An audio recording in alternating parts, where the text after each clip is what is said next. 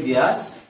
You are welcome to another edition of the Supreme Success Online Lectures.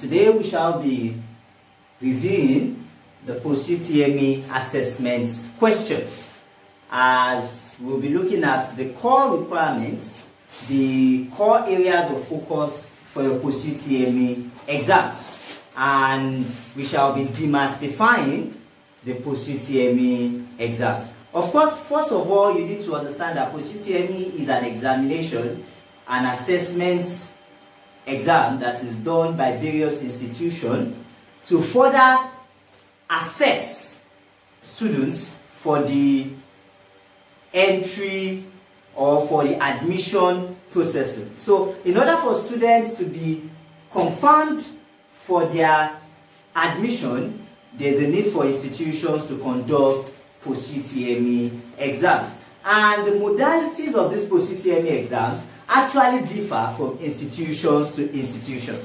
For example, for University of Ilorin's post-UTME exams usually comprise of 3 core areas. That is mathematics, English, and of course your current affairs. So, but for the purpose of this course, in the course of our other videos, you can check our other videos for trainings on mathematics and English. However, today I shall be handling you the core areas as far as general knowledge is concerned. So what are the major things you should look out for as far as the general knowledge is concerned? So the area of focus includes, number 1, we'll be talking about African history and politics. African history and politics. The assessing institution will want to know how conversant you are with the history of Africa. How do you, history that centers more around independence?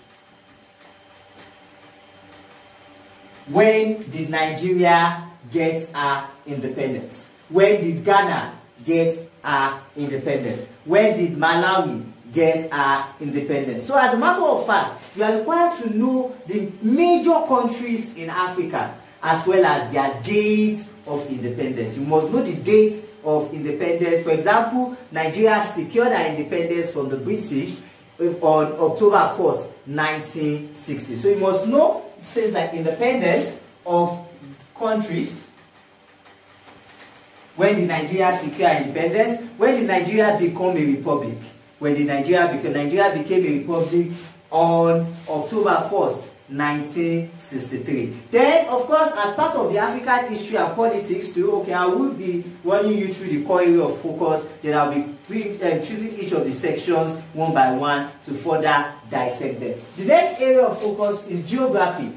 As part of your geography, you are expected to know the various countries and their capitals. You must know what is the country of Nigeria. What is the capital of Nigeria? The capital of Nigeria is Lagos. No, that is not correct. The capital of Nigeria is Abuja. What is the capital of Malawi?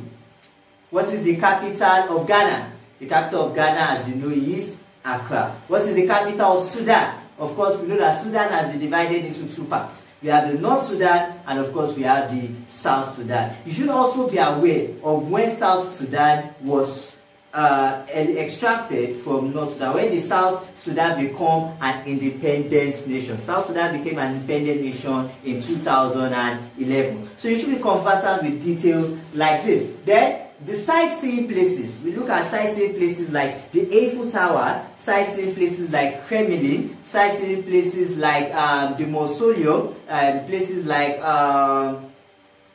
travel different places of the world, like the tallest building in the world. Where is it located? Where is the Chrysler building located? Where is the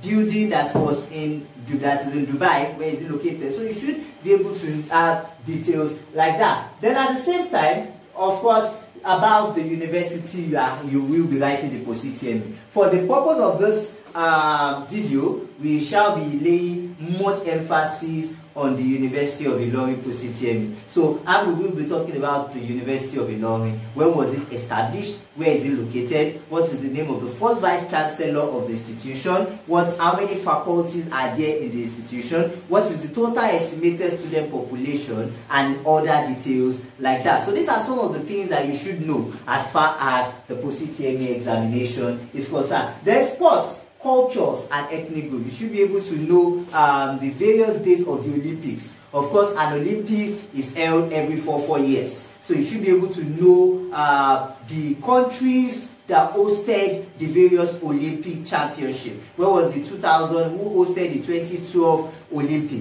Who hosted this 2000 Olympic, which is commonly called Sydney Olympic? Then the Atlanta 96, which is a major Olympic game for where Nigeria was able to perform awesomely well. So you should be able to know what happened there, which country hosted it, which country won them. Then the under 17 World Cup, which country has won the highest number of under 17 World Cup? Of course, Nigeria still ranks first in such areas. So Nigeria has won the highest number of under 17 World Cup, and Nigeria has won it 5 times. Then you should know which other countries. Then how many countries have won the World Cup? Not the under 17 World Cup, the major World Cup. How many countries have won those World Cup? If you look at the statistics, you realize that the World Cup has been revealing between less than 6 countries. So there are only 6 countries that have ever won the World Cup for the highest number of times. So you should look out for details like that. Then under culture and ethnic groups, you know how many ethnic groups we have in Nigeria. How many ethnic groups do we have in Nigeria? You should be able to know the various cultures,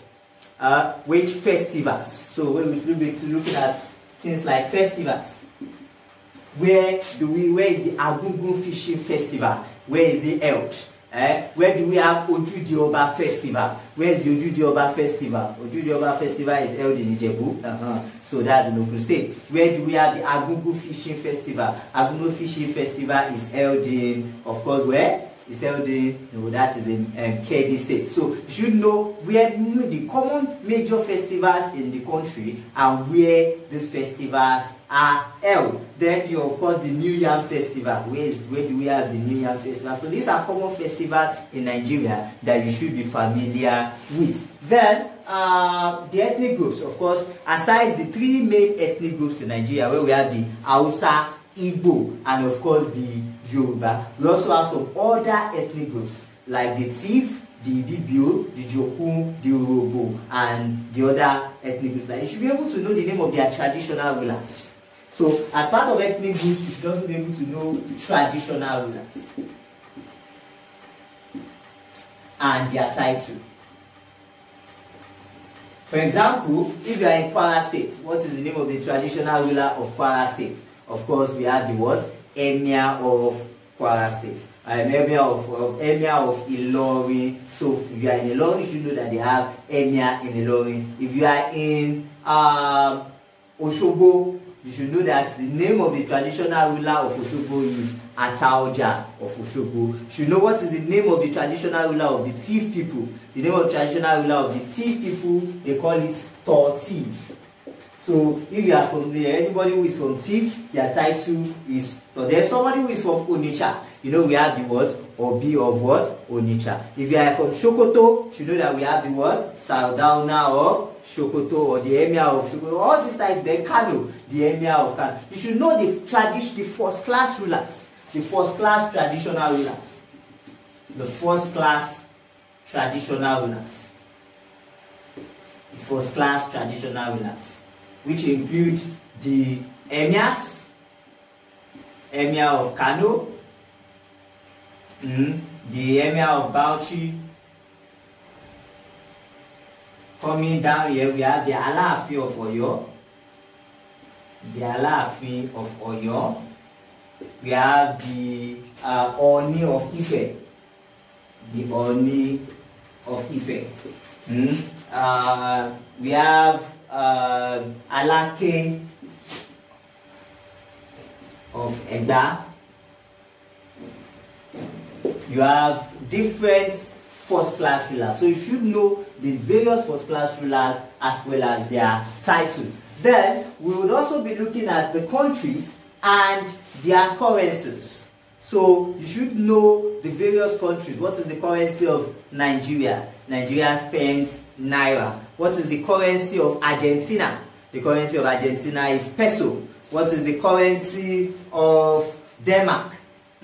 What is the currency of Brazil? Brazil also spends peso. What is the currency of Ghana? Ghana is cedi. So all these are some of the things that we will be discussing in the course of our lecture. Then we also have some other areas which we refer to as IQ and aptitude questions. We call them IQ and aptitude questions. These questions are to test your intelligence quotient, to test how you are able to reason. For example, they could ask you questions around, they could tell you, if you take 5 minutes to boil an egg, how many minutes does it take to boil 12 eggs?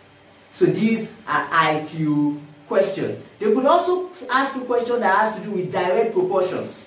If it takes 7 men 3 days to plow a farm, how many days will it take 21 men if they are working at the same pace? Then they could tell you, if you get a catapult and you fire it to the tree, and you have 5 birds on top of a tree, then you decide to fire your catapult to those birds on the tree, to those birds on the tree. Then they could ask you this question: there were 5 birds, how many birds do you have left? So these are some common questions. Or they said a man walked into a room, and when the man walked into a room, there were 10 people in the room, and the man shot 3 people out of the 10 people. How many people are left in the room? Of course, you say 7. No, that is wrong. Of course, you know that the people who were dead were not told that the people who were dead were taken out of the room. So there were still 10 people in the room together with the man who came into the room. So these are some of the IQ questions. Then they could ask you that a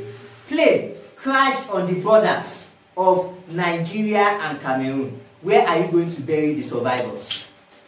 You're already beginning to think.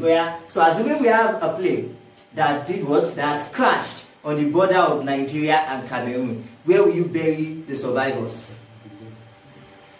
Okay, they will bury them in Nigeria. They will bury them in Cameroon. Well, it shows it's an assessment that tests your attention to detail. You know that people who survive are not buried. So survivors are not buried. So you should be able to understand some of these IQ questions. So they could tell you Nigeria, Cameroon, Italy, then they put none. So you should understand that some of these questions are to test your level of reasoning. So IQ questions, aptitude questions, these are still some question areas that you expected. Then about the University of Ilorin, like I said, the University of Ilorin will ask you questions primarily about their university. They want to know how much you know about them. If you love that institution very much, then you must decide on your own to do what? To do your personal background check, to do your personal study, to do your personal research about those institutions. You should be able to find out from, what is the name of the current Vice Chancellor of the University of Ilorin? What is the name of the current Vice Chancellor of the University of Ibadan? Then you should also be conversant, of course, what is the name of the Pro-Chancellor? Each institution has a Chancellor. We have a Chancellor. We have a Pro-Chancellor. We have Vice Chancellor. We have Vice Chancellors. So you should be able to know the name of those titles. Usually, the Chancellor of a university is usually a traditional ruler. So you should know the tradition. Then, of course, aside institutions, you know that we have university, we have college of education, we have polytechnic. What is the name of the title of the head of a polytechnic?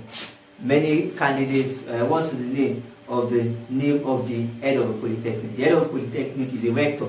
What is the name of the head of a college of education? The name of the head of a college of education is a what? Is a provost. So you must know the name of these titles. So these are some other questions that you should.